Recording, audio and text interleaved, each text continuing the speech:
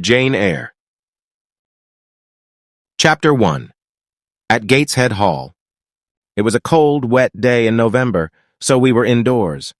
My aunt, Mrs. Reed, was on the fireside sofa in the drawing room with my cousins, Eliza, John, and Georgiana around her, but I was not allowed to join them. Mrs. Reed was displeased with me.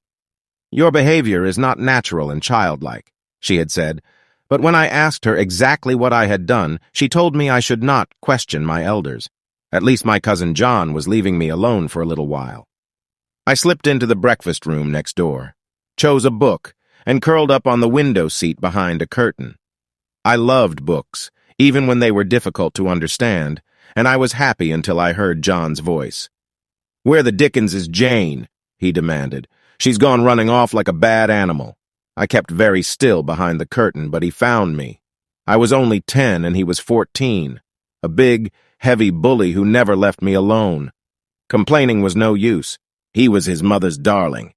The maids, Bessie and Miss Abbott, knew he was greedy and spoilt, but Mrs. Reed would hear nothing against him. He snatched the book from my hands and ordered me out of my hiding place. As always, I was so terrified that I obeyed him.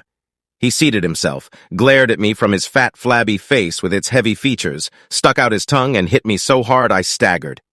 "That's for sneaking away," he said, "and for the look on your face. What were you doing behind the curtain?" "Reading," I said, wondering when he would hit me again. "You have no right to touch the books," announced John. "You ought to beg, and not live here with a gentleman's family like us, and eat the same meals as we do and wear clothes at our mama's expense. I'll teach you to behave. Stand by the door." I saw him lift the book to throw it, and I flinched away. But not soon enough. It hit me so violently that I stumbled against the door. There was a sting of pain in my head, and blood trickled down my face. Anger overcame me. I had never stood up to John before, but this time I screamed out all the things one thought about him until he ran to grab me. I fought him off. "Rat! Rat!" he shouted, and yelled for help. My aunt and the maids rushed in. "Poor Master John!" cried the servants. "Take her to the Red Room," ordered Aunt Reed. "Lock her in." Subscribe the channel and hit the bell icon. Subscribe the channel and hit the bell icon.